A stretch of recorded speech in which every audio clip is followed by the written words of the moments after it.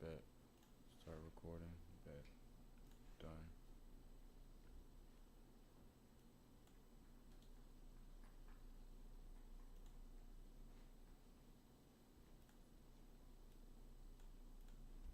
Where did I go, bro? Then I got no more actual spend on you.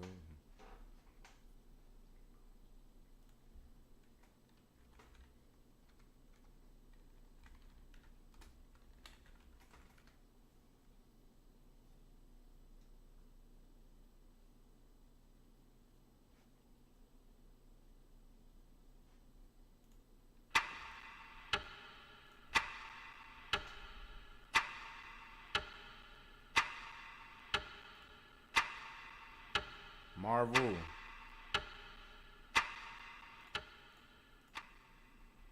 Hey, Marvel. I need y'all not to drop the ball on Doomsday, bro. I need y'all not to drop the ball on Doomsday. Now, they done came out and said that Tony Stark is not Tony Stark. They came out and said that Robert Downey Jr. is gonna be playing Victor Von Doom, not no Tony variant. That's where all the they implying that he's gonna be Victor Von Doom. It's not gonna be no play on Tony or none of that. But my issue with that is that you at this point you might as well, gang. You might as well make it a play on Tony Stark. My original theory, I don't know how much I'm still standing on it, but my original theory of what they're gonna do, and it's only a little shaky now because they came out and said that like, nah, this is gonna be Victor Von Doom. My original theory was that boom. Let's look at the characters of Tony Stark and Doctor Doom, right? They're already, it's kind of cheap to say, oh, they're similar characters already, but like, nah, for real, think about it. Both of them have superiority complexes. Both of them are slick narcissists. Both of them are a little self-obsessed, you feel me? Literally, if Tony Stark was any worse of a person before he, changed his life up a little bit, could have been an evil nigga. You feel me? Could have been a Doctor Doom type of nigga. Both of them are smart as hell, one of the smartest characters in all the MCU. Both of them extraordinary. Both of them got suitor armors. What I'm trying to say is, boom.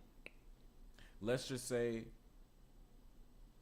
that this Tony Stark as Doctor Doom, or this Doctor Doom variant, whatever, in his world, the Fantastic Four first step world, boom. Let's say it was Tony Stark the whole time. Him and Reed are best friends. He's obsessed with Sue. We come to find out that he was on that mission with him. He was on that ship with him. He came back, Scarface looking all bad. So he's always had a jealousy of and hate for Reed, but they were best friends. They were home. It was a jealousy at first. It grew into hate. It grew into hate. But show us that.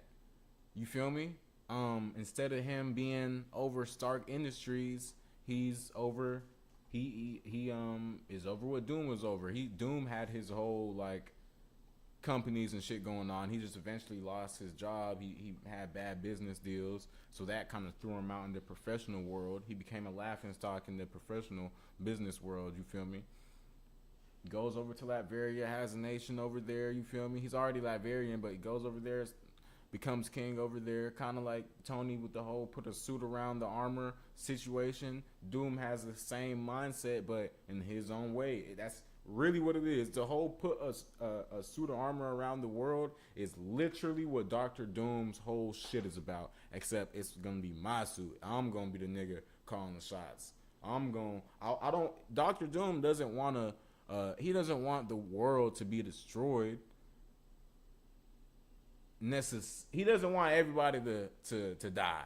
You know what I'm saying? He don't want everybody to die, but he'll kill you if you're trying to get in his master plan. That master plan is him recreating the world as the ruler under his realm. You feel me? Doom isn't the type of dude that'll walk up to a random civilian. Well, we've seen him do it. He's what am I trying to say? He doesn't have a problem being a leader of people. He is a leader of people. Latveria, he don't go around Latveria just offing people like that's his people. So there is a civil side to him. It's just the self obsession that overbears everything.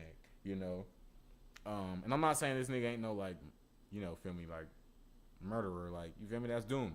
You know what I'm saying? But he has a real reason to his shit. He has better reasons than what a Thanos had when it came to equaling out the world You feel me? With a snap of the finger to level shit out by killing half the world. It's the universe killing half the universe is like kind of crazy. Doom isn't necessarily on that, but he is on some we gonna destroy all the worlds and remake it into one world so we can y'all because that does sound terrible, but in his eyes it's like the Avengers. Y'all been messing shit up. Y'all been doing all this time traveling, time jumping, causing incursions. So I'm gonna be the guy that fixes it.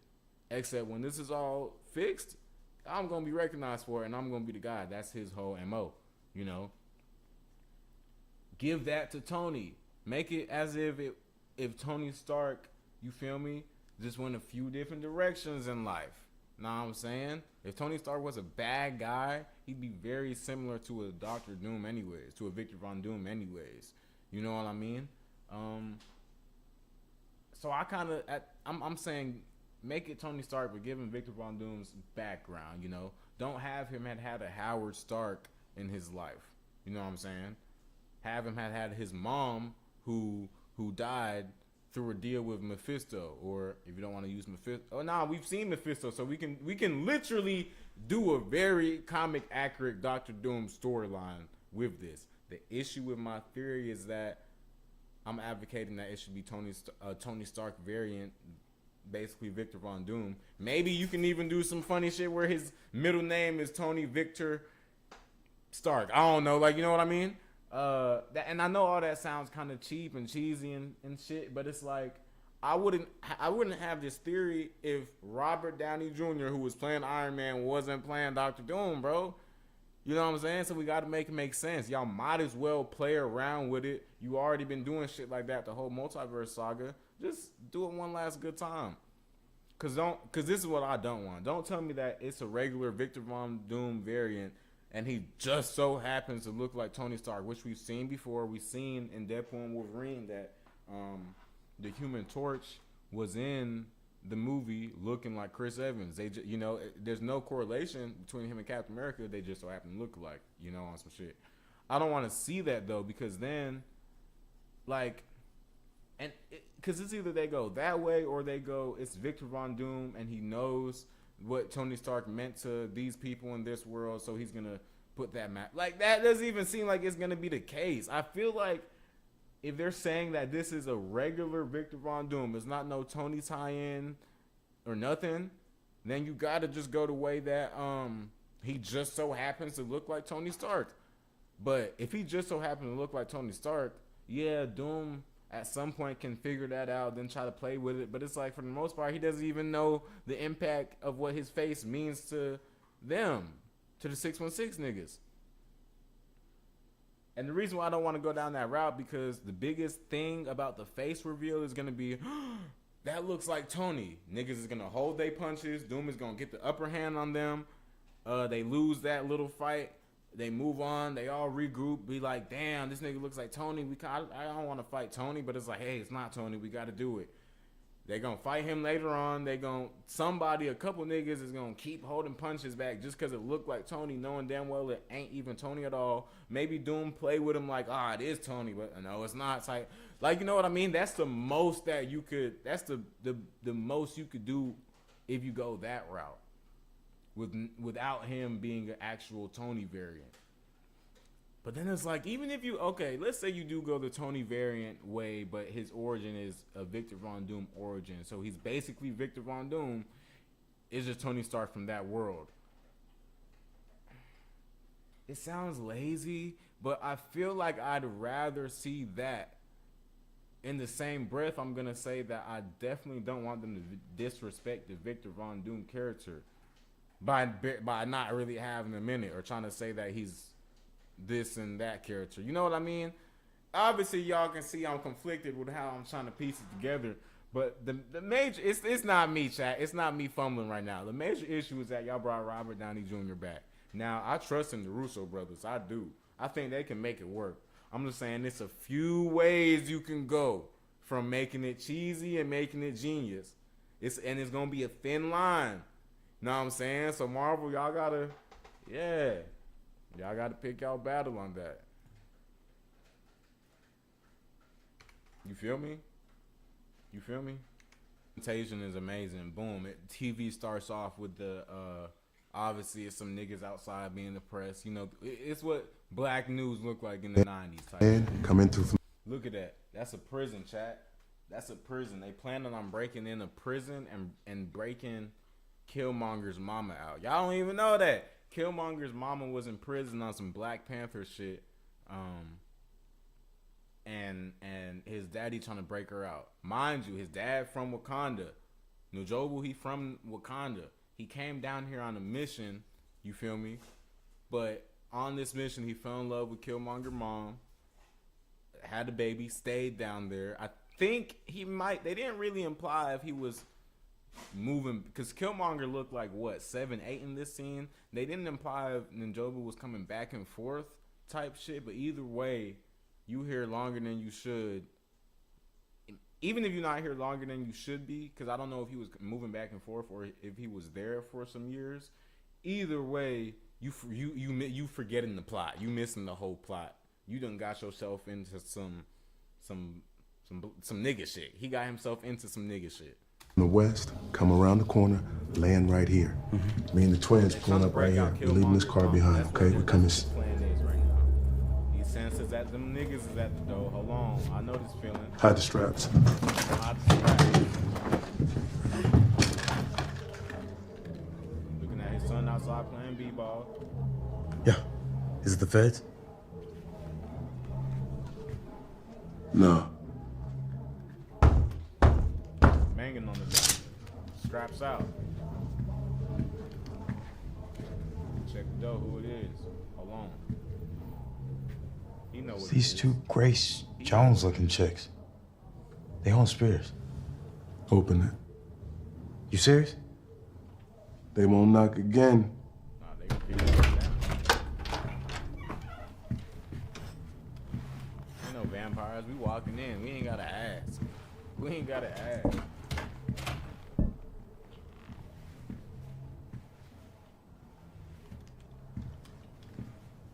Ungabani, Prince N'Jobu, son of Azuri. zimona kalise kum ukupa unguye, lomtu oti unguye.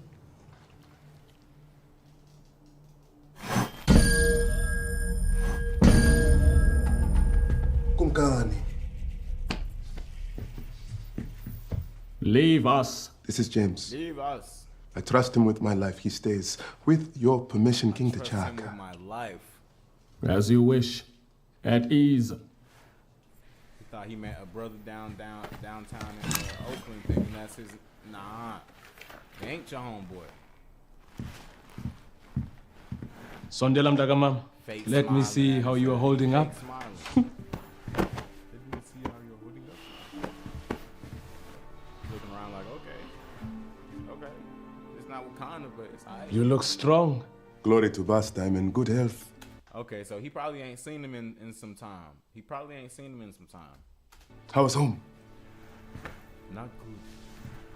Not so good. Ndagwet. There has been an attack.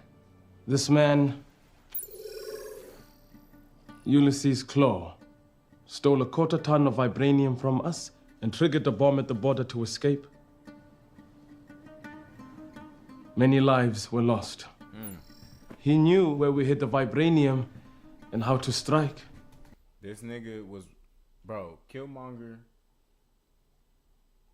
worked with the dude that worked with his dad. So it was like, what's his name? Ulysses Claw, he be working with all the niggas. He had someone on the inside. You know what? I wonder how much was this nigga telling Killmonger? Because I wonder if Killmonger knew that bro worked. Did they say something like that? Did they mention Killmonger knowing that Claw worked with his dad? I know he had to have known. Why are you here? He knew because okay, hell yeah, he knew because Claw got into Wakanda, so he thinking, okay, if you know how to get in Wakanda, that yeah, type shit. Because I want you to look me in the eyes and tell me why you betrayed Wakanda. I did no such thing. Lying at nigga. Zichaza umxelele bangubani. Zuri. Son of Badu. Slime. Niggas in 2018 was doing this all day. James. James, you lied to me. Leave him. You were Wakandan this whole time. How could you lie to me like? Sound like my uncles when they get to arguing.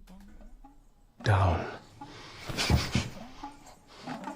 Did you think that you were the only spy we sent here? Gang, y'all don't even know, bro. Bro went to America as a spy.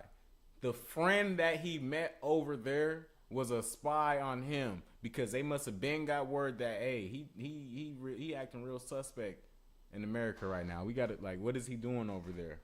What is he doing down there? Sent a spy on his ass. Yeah, he been acting off this whole time. How long you want me to keep rocking with him? Okay, keep acting like I'm his homeboy. Okay, when the time is right, type shit. The time is now.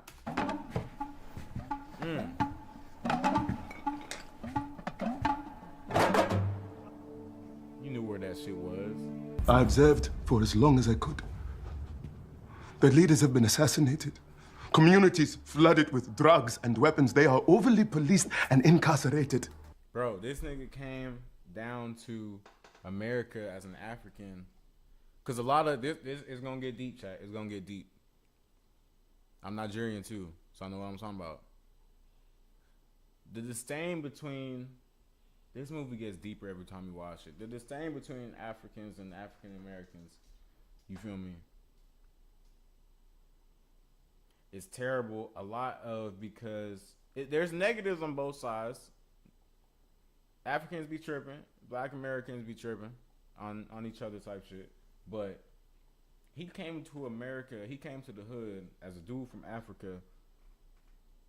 Not how a lot of Africans come down and view Americans on some, oh, these niggas lazy. These niggas, y'all had all these years of yeah, you guys were oppressed and shit, but that, you feel me? Y'all got all these opportunities. Cause y'all gotta remember, America is the land of the free. You feel me? To everybody else outside of America, the plan growing up is to get to America, bro, because they got better conditions than we do here in some parts of the world. I'm not saying America's better than everywhere, but in some parts of the world, like in Africa, you feel me? The whole thing, I'm telling y'all what I know. The whole thing is, man, you gonna read, train, get older, go to university, either in Europe or like London or in America, you feel me? But at some point, you gonna move to America so you can have a better way of living over there. It's way better than it is over here in Nigeria, for the most part. Because in Nigeria, it's either you got money or you don't. You feel me? England is kind of the same way. A lot of Africans go over to England on literally the same type of timing. You feel me? For him to come to the hood and not look at these at Black Americans as lesser, to look at them as like, because a lot of Africans, they come down here and they don't realize, they just see the product of violence and the hood and the ghetto, but they not what Njobu is getting. What he's getting right is that he's looking from it from a different angle. He's looking from it of like, damn, y'all niggas been oppressed since damn near the beginning of time. You feel me? Because we sent you over there, mind you, not Njobu and Wakanda. That this is like years before. But you know, the slave trade and all that. Let's really break it down. People look at, oh, why a problem that Africans have is that they look at Americans like, oh, these niggas be aggressive and shit. Y'all, the aggression, that's from the root of just being black, bro. Because if it all started in Africa, in Africa, it's not just a big kumbaya. It's tribe versus tribe, bro. Let me get this right quick, y'all. It's tribe versus tribe over there. Kind of just like how it's hood versus hood, street versus street. So don't let them fool you down that light. Not much better, chat. So don't let them try to fool you on some like, oh, y'all came over here, just got violent. Nah, the violence is that's a century-long thing. Violence has been going on when it comes to just all versions of black people. It started with the Africans back then.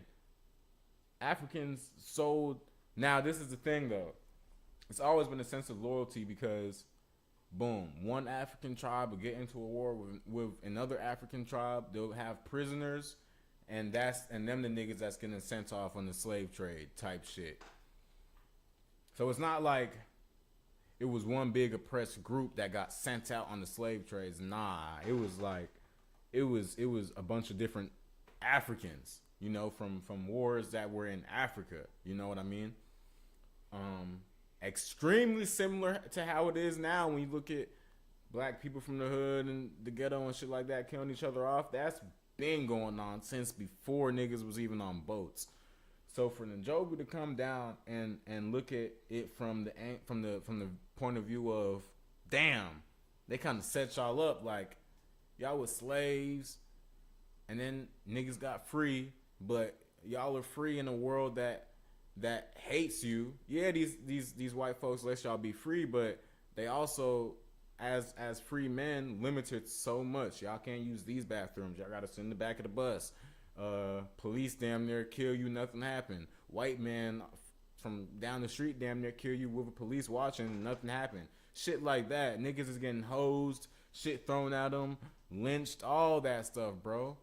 And then boom, we gonna throw y'all in these communities, flood them bitches with drugs so y'all can out yourselves out like that. Give y'all guns because, you feel me, y'all ain't got nothing else to do. Y'all gon' it's no money over there. Like these traps, you call it a trap because it's a trap, bro. It's a mental trap as well. A lot of these niggas in these situations for years and years and years and years and years, their grandchildren gonna be like that and their grandkids gonna be like that because there's no foundation. You feel me?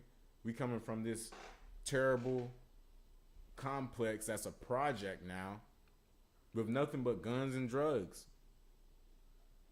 We can't get no job because it's still, I'm talking about the racism aspect of it, bro. They ain't even accepting us. They don't even want us over here. You feel me? He's seeing it from that point of view, which is how everybody should look at it. Like, don't look at niggas like, oh, what the fuck is wrong with y'all? Look at niggas like it's more a tragedy than anything. Like, damn, you feel me? Niggas done set y'all back, you know, bad. He's looking at it like, nah, I'm finna help these niggas, bro. Like we over there in Africa, like I said, some parts of Africa you either got money or you don't. The sides that got money, they got money, bro. They got money, bro. He coming from a kingdom, so he's looking at it like, bro, we got all these riches, we living good. Like, it's not violent over there. Obviously, they just had to break in, but it's no violence. Like, we kings and queens over here. These niggas is living in hell. Like, I'm finna stay back and give some of the resource. Imagine if they had a little bit of vibranium. You feel me? Niggas probably wouldn't even want to use no weapons. Just, you know, I'm not saying vibranium weapons. I'm just saying vibranium in general. You know, like, let's use some vibranium, give these niggas some better housing. You feel me? All these leaks and shit coming in and stuff. Like, we can't, like, this is the thing. You can't just look at it like, you can't just look at the drugs and the killing, bro. You got to look at all aspects of being in the ghetto. Housing, bro. Creeks everywhere. Hell yeah, it's roaches and bugs and rats in this hole because they can just get in the house. It's not a good built foundation. I'm getting into real estate now with it, but like, I'm just trying to imagine all the possibilities that could happen if vibranium, you know, was in some of these lesser populations. What good you could use, what good could be made out of having that resource? You know, that's what Njobu was thinking, right? Hold on, chat. That's how he's thinking.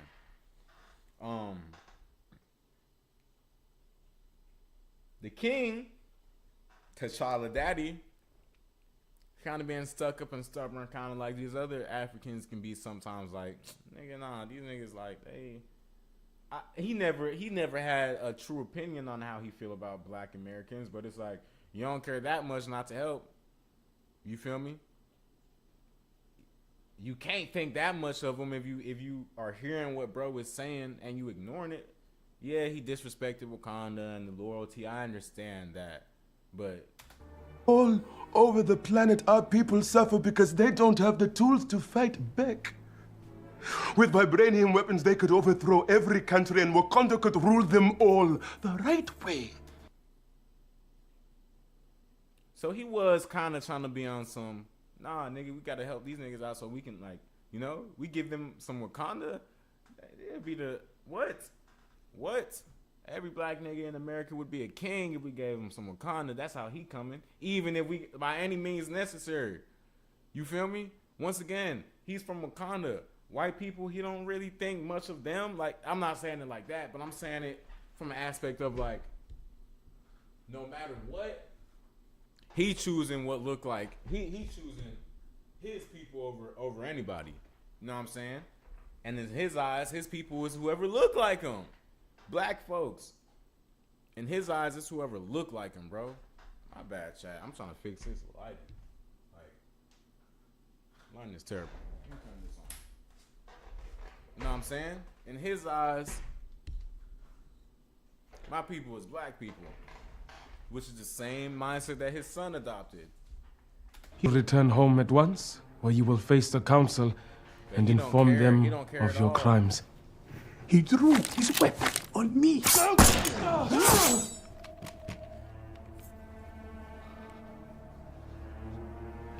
He didn't have to do that, but he did not have to kill him.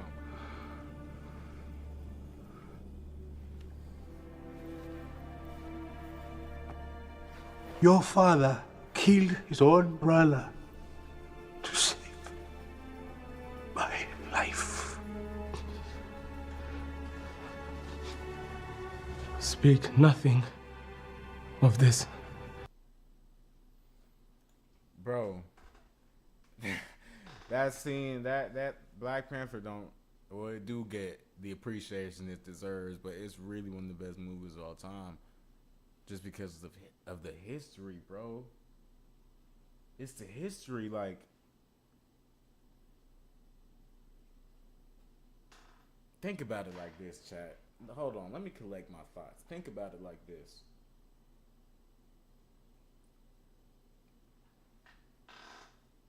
As Africans, it's like we send y'all away, and you can't look at an African in 2026 today and blame him for what Africans did in the 1700s. You know what I mean? But so the label, you can't put everybody in the same bubble, you know, but just hear me out real quick. As Africans, it's like, boom, we send y'all off. Years later, we go to where we sent y'all off, and we hating on y'all over here because we thinking y'all bums. When you, I'm speaking as Black Americans now, y'all sent us off and left us to die. And left us to die.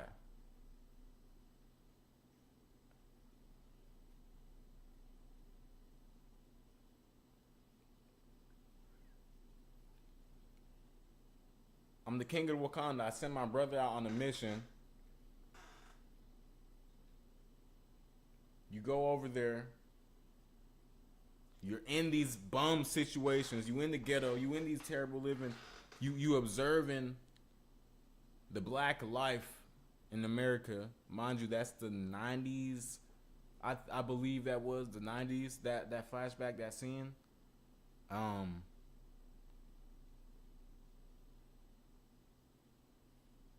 The king comes back, and you don't like what I got going on down here when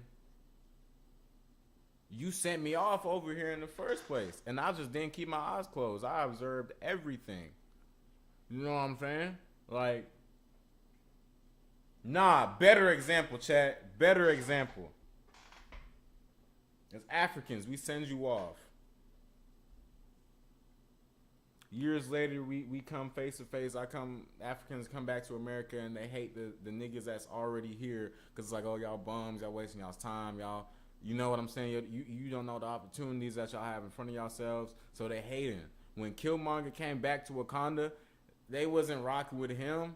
Yeah, you snuck in here, but we don't like how you talk, we don't like how you look, And it's like, nigga, I'm family. Know what I'm saying? I'm just like y'all. Y'all the ones looking at me different. Killmonger's whole plan was to go back to America. Yes, he wanted to kind of like be on some Hitler stuff. I don't even know if I can say that name. He was trying to be on that type of time. He for sure wanted to kill everybody else off, at least white people, and uplift black people. We done seen him kill some black people. He killed his own girl in this movie. She was black. So it's not like this nigga ain't never killed no niggas before. But he was on some Malcolm X shit. Like, he wanted niggas to be on top of the world. You know what I mean? Because he from the hood. He not from Wakanda. He from the hood. He from Oakland. That scene was in Oakland, bro. That's where Ron Coogler from. And I just think the comparisons of that, like, nobody ever talks about that aspect of the movie. Like, Ron Coogler really snuck that in. He snuck the aspect of being sent off and then being looked down upon by the people that sent you off after they see what you've become. And it's like, nigga, first of all, we in this situation because of y'all. Second of all, it's like, it's not like we let, like, black people, it's the foundation of black people. The foundation of black people in America is built off of tragedy, bro. It's built off of tragedy. And that deep history, that dark history, is everything Killmonger and his daddy was trying to fight against, bro. They was trying to, I can't say put an end to it, but they was trying to better the situation for niggas. Albeit it was like I said, by any means necessary. They was trying to do it in aggressive ways. That's where the villainous aspect of it comes in from. But the motivation, the reason, the purpose was not evil intentions, bro. They really did have good intentions. They were just going about it in evil ways. At least Killmonger was. Black Panther, that's one of the greatest movies of all time, chat.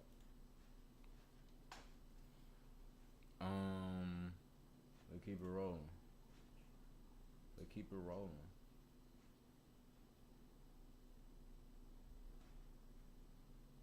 I'm hopping off this thing in a second. I got another hot take in me. That wasn't really a hot take. Shit, I ain't got boy.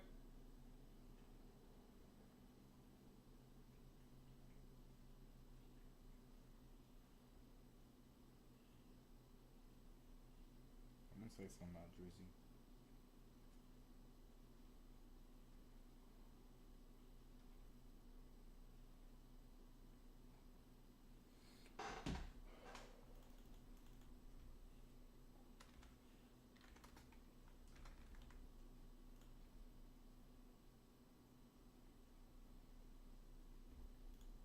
Just forget about the past, throw it in the trash. What you say? You and me, live a life we never had, like I'm never going back. Feel like sun on my skin. This is love. I know I care. I know I care. Hey, hey, get in my way and try to block me, I'ma show aggression. Slide on your block like That boy Aaron Ross. Nah, I'm just trying to see some like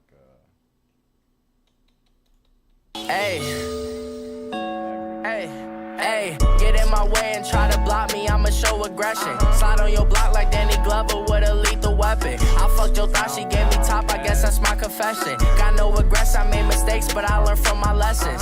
Trapping by the stoop, villains pull up to the coupe. My car ain't got no roof, thought this shit was bulletproof. I can't feel my chew. I ain't gonna lie, y'all. I think. Let me know if y'all feel the same way. I don't know if this is just bias or a dumb take, but like, I feel like early 2000s babies is the main character of the world. I ain't gonna lie. I feel like we the main character. I feel like we the main character. We had the best childhood, and if you look at it from we had the best childhood and the worst adulthood. I ain't trying to curse nobody. I'm saying, damn, what's the fucking word, chat? Not financially. The economy. The economy it suck right now. But just the reason why we had the best childhood, and I'm gonna say from 01, that's when I was born, 01 until like, shit, I'm gonna say 2020 when I graduated high school. I'm gonna say that whole 19 years, bro. What? we had everything. We had the best cartoons. We were in a good gap of seeing all the new great movies that was coming out in that time period with still having respect for the 90s, bro. High School, like, just look at this video. Boss nigga, get that bag and make. I'm trying to cop a Benz, yeah. Pull up and drops to life. Well, I'm trying to chase the. Nigga, the 2016 finals, like, my age group of people, I'm 24, finna be 25 in a few months, which sounds crazy, bro. But my age group of people, bro, we the main characters, gang. And we all turning 25. Like, that shit sound crazy. As we all turning 25, bro. 25? Oh, my goodness. I'm not 25 yet. I'm 24 still. But, like, that's insane. 6 years since 2020 sounds insane. It's been 6 years since COVID started, bro. You know what I'm saying? Like, it's been 6 years since COVID started, bro. We had such an interesting, like, period of life, bro. I feel like life was just different back then. Life was a little warmer. It feel like a dream now. Looking back on it, it's crazy trying to look back on that shit. Because dreams are weird, bro. Dreams is like, I can see it and I feel it, but it's not here no more. It's gone. The dog in the background and shit. It's gone. You know what I mean? Like, it feel like a dream just thinking back on that stuff. I think where people get tied up is cursing themselves by saying that was their peak years, or life will never be like that again. Life will never be like that again, but that's what it is. Like, we adults now. Life ain't gonna be like how we was when we was kids. Hell nah. It's okay to miss childhood. It's okay to reminisce about childhood. It's okay to miss high school, but to put yourself in a box and I call it cursing yourself by saying those were your best years. And we finna be 25. You think back then was your best years? Nah, you supposed to make the rest 25, the next 25 years your best years, bro. We got some money now. We can make our own decisions now. Like, being an adult is cool. Being an adult is cool. It's just a lot of pressure. It's a lot of pressure if you have a lot of aspirations. You know, I got a lot of aspirations in life, bro. And I'm working on it, getting out that shit every single day. For somebody to not have no dreams or aspirations in life, you just waking up going day by day. Like, to me, that sounds like a living hell. But I can't even say that because a lot of people in life, that's what it is. You know, you get you a good paying job, get off work, and like, I have a whole nother life when I get off work. You feel me? Like, I have a whole nother job to do. That's how I feel. It's like I got a whole nother job to do when I get off of work. Me as work, like, I'm a trucker. I drive trucks. That's not what I want to be in life. I don't really think about it unless I'm doing it. Like, you know what I mean? Being an artist, being a creator, all that. That's what I'm thinking about all day, every day. I'm only doing my main job because, one, niggas need money to walk around and sleep, goddamn, and to provide for that. You know what I'm saying? Like, if you're on the same entrepreneurship tip, you should be thinking of think like you're a rapper, or if you are a rapper, this is a perfect example. If you got a job, treat that shit like the label, bro. They just giving me money to be able to do my shit. Just treat it like a label, bro, before you even got a label. You know what I'm saying? A lot of that check, some of that check, a portion of that check should be going towards your art or whatever it is, entrepreneurship wise. You know, if you're starting a business, you should be taking money from, you feel me, your 9 to 5 and investing in that business, and in whatever way that is. You know what I mean? Ain't nothing wrong with missing being a kid. Ain't nothing wrong with looking back on times like that. It's something wrong with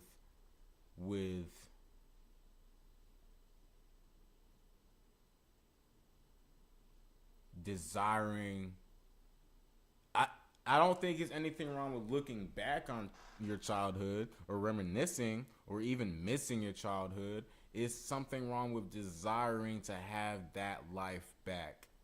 It's something, it's like, okay, nigga, you tripping. You want to be a kid? Like, I'd want to be a kid again, 16 again for a day, but for you to desire and, like, hate life and dread life nowadays because it's not like the old days, it's like, nah, you got to get your ass up and make life good again then. You know what I'm saying? When I was like few years ago, I used to like say that, be like, bro, I gotta get life popping now, so I don't even think about my childhood. You know what I'm saying? Like childhood is cool and shit, but imagine getting right now and getting your money right now. Imagine what life could be like as an adult. You know what I'm saying? Childhood was cool back then because, like, you know, sneaking out and shit like that was a little adventure. You know, life was real adventurous, at least for me. You know what I'm saying? Life was real adventurous. Denton County, Little like life was real adventurous back in the day. It can still be like that, but in a more adult way. Like, yeah, sneaking out was fun and shit sometimes, but you ain't got to sneak out as an adult. I hope not. You can just dip. You can just dip. You can do what you want. You know, that's. I use the word pressure. That's where the pressure could come, because it's like, as an entrepreneur, as somebody who wants to, you know, be something, be what you want in life. It's hard because it's like, boom, you might have these 2-3 off days in a row. Like, all right, I'm finna do this, and this. But then it comes to those days, and it's like you're damn near so overwhelmed with like the freedom you have. And nobody talks about that. Being an adult, you can be overwhelmed with freedom sometimes. Like, damn, I could I could be in my bed all day and not do nothing if I wanted, bro. I could go outside all day. I could go to the club all night. As an adult, it's really just on your decisions, bro. That's where the love and excitement of it comes from, but also the, you know, scary parts, because you can question whether you're making the right decision or not. You know, you can question whether or not you putting in the work enough or not, you know, enough work. But I think you just got to trust the process and go about your plan, bro. That's why it's so important to have a plan in life. You can't just wing it. You know what I'm saying? You can't just wing it. At least not me. Somebody who wants as much as I want. Somebody who's doing as much as I'm doing. Hell no, I can't wing it. I got to stick by it. I'm too deep in now.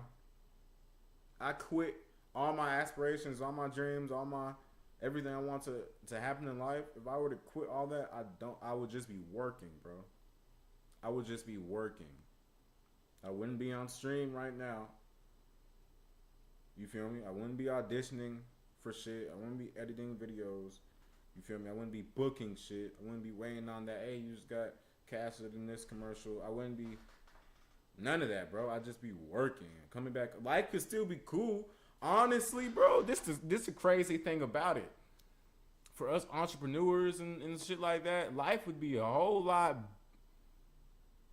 less stressful if we just dropped all that shit and quit. I ain't gonna lie. Life would be a whole lot less stressful, because then you can just go to work, make your money and stuff, come back home, walk the dog, go to the gym, watch TV all day, do whatever you want, you know, without the stress of trying to be a millionaire, you know, trying to get a better life, and the life that you vision, that dream that you got in your head, like the dream that you got in your mind, trying to make that shit real. Imagine not having to stress about that, bro. It's something, like I said, it's some people that don't have dreams of being no entrepreneurs or business owners and shit like that. Having this warehouse job that pay me good, decent, you know, enough for me to live and pay my car note, pay my bills, take my lady out. This is life for me right here. That's how life is for nigga damn near everybody, for a lot of people. You know what I mean? Either by virtue of, like I said, not having those entrepreneurship aspirations, or just not knowing what to do in life, kind of settling, what's the word they say? Not settling for what you got. You feel me? And I've gained respect for people like that, because one, that's kind of the norm. Two, I've changed saying that people like that settled for less in life, only because some people aren't born with the mindset of, oh, I gotta save my family, I gotta make sure my mom's like, yeah, you know, you want to make sure your mom's straight, but some people ain't really necessarily trying to buy their mama a house. That's not on their bucket list. You know, they want to have a good relationship with their mom, be able to take her out to dinner when they want, you know, help with the bill if something like that. But some people ain't trying to rule the world, bro. Some people ain't trying to be big. You know what I mean? And it's probably a way less stressful life. For me, that's just not my life. You feel me? I don't want to say born with a dream, but I developed a love for art and the shit that I love, and I told myself I'm gonna be on this path, and I'm gonna attract all these things, and it's been working a little bit, y'all. I ain't gonna lie, it been working, it been working. But you feel me? I had a drive. Some people aren't born with that same drive, bro. Some people hoop. This nigga LeBron wanted to be the best. The best. Now, I don't want to just be really good. I don't want to be winning the greats. I want to be the best. There's nothing egotistical about that. You have to be a little selfish to be great, bro. Why am I saying that? Because all the great ones say it. I had to tell my niggas, nah, I ain't going out today. I had to tell my girl, nah, we can't do this because I gotta lock in the gym. I gotta get these reps in. You have to be a little selfish. Mom, I can't help you out today. I can't drive you to work today. I can't come to the house today because I got to get these reps in. I got to put some work in. You got to be a little selfish, bro. You're going to break a couple hearts. You're going to feel like you're doing wrong. But at the end of the day, when you go to sleep, you're going to be able to say, I put some work in today. I did everything I could today to get to what I want to be. It's not easy at all. 6 years, since 2020, 6 years I'm flown by like that. And for me personally, it's like in my journey, it's like, okay, I'm definitely not where I want to be, but a lot of shit that I've accomplished and a lot of shit that I'm doing right now, me being on stream right now, if you would have told me some of this shit 2 years ago, if you would have told me 2 years ago that boom, you gonna have started streaming, monitors, cameras, mics, all that. You're gonna have started the streaming, the content era that I wanted to start. I'm in the middle of it. I have some posts that, if you would have told me a few years ago, hey, you're gonna have a post with over 400K views and shit, I would have been like, I'm already knowing, because I know I'm finna put the work in. That can sound kind of selfish and cocky, but it's like, if you would have told a young nigga 6 years ago, if you would have told me, hey, you're gonna have a couple posts that is like slick viral, you're gonna have work with Samuel L. Jackson, you feel me? You're gonna have been on TV. If you would have told me that 6 years ago, I would have been like, bro, I'm already knowing, because of the path I put myself on. Now, if you would have told me that it was gonna take for me to go through this and this and this, and for this no and this no, and for this to fuck up, and for me to thought I was supposed to be doing this, but it didn't really get no traction nowhere, or me, you know? If you would have told me about all the hardship I was gonna have to go through, I would have been like, all right, bet. Sucks it has to be like that, but bet. You know what I'm saying? But people don't count their blessings enough, bro. People don't count their blessings enough, dog. Like, you really gotta count your blessings. It's a blessing. I started acting like, let's just say 6 years ago. Like, for real acting like, let's say 5 years ago. Almost 6. 5 years ago, bro. You would have told me that 5 years later I would have been signed to an agency and goddamn on TV. I would have been like, that's live and I'm blessed, but I wouldn't have. The younger me, I'm telling you, younger me was hungry, bro. Like, I was pretty decent at football, bro. I could have went to college for football, nigga. I'm thinking about movies and acting and music and some more shit. I was pretty decent. I was fast as hell. Could have at least been a collegiate athlete for sure. If that's where my mind, if my mind since middle school, I won't even say middle school, high school, middle school. Like, I remember in high school, my sister used to ask me, like, do you want to go to the NFL? You'd be like, I mean, not really. If I did, I would only use that money to make a movie or make my own movie and act in it. You know what I'm saying? Like, I was very no plan B, head on straight type shit. So for you to tell me, I bet you gonna have nigga, if you would have just told me the TV part, nigga, what if you would have told me that 6, 7, 8 years ago that, hey, you gonna be on TV in some years, I would have been like, okay, my dreams came true in 6 years. If you would have told me that back then, I would have been like, okay, that means in 6 years I'll be at where I want to be in life. I'm probably gonna be rich as hell, big ass house, cars, hella movies. I probably would have thought I made it by then. Not on TV right now, but I already shot the show. It's gonna be on TV. I've done some commercials. I got posts with, you feel me, 500,000 views and shit like that. But I'm not where I want to be. I'm not busting. You know what I'm saying? Like, I'm not busting yet. for sure yet. But I count those blessings, bro. I count my losses. I count my wins. I was gonna say y'all count y'all's losses. Y'all count all y'all's losses too much. Y'all count y'all. You can't count your losses, bro. I don't count my losses. I look at my mistakes. I review them. You feel me? I learn from them. I learn from my losses. I don't count them though. Sometimes it's kind of hard not to have, you know, a head count in your head just because it happened, and you might be thinking about it like, damn, I took that L. Damn, I took that L. Damn, I took that L. F all that. Like, look at the dubs you done got. Look at the dubs you done got. And move on from there, bro. A lot of, speaking to the athletes, a lot of athletes, you feel me, went collegiate and had extremely good collegiate careers, but they ain't make it pro. You feel me? It's harder for an athlete because most athletes that go to college been playing that sport their whole life. Been training for that their whole life. Had NFL, NBA, WNBA, track, volleyball aspirations their whole life. Baseball their whole life. So for it to finally come to an end, I can imagine how lost you would feel after college, bro. Knowing you're not going to go pro, and that's all you've been working for your whole life. You know what I'm saying? I can imagine the loss you might feel from that. But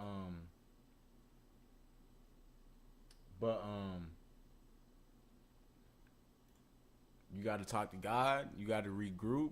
You got to make a plan, set forth on that plan, and hit that whole hard. The same way you was in sports, bro. Use that same mentality. Being an athlete as a child really helps because it shapes your mind, bro.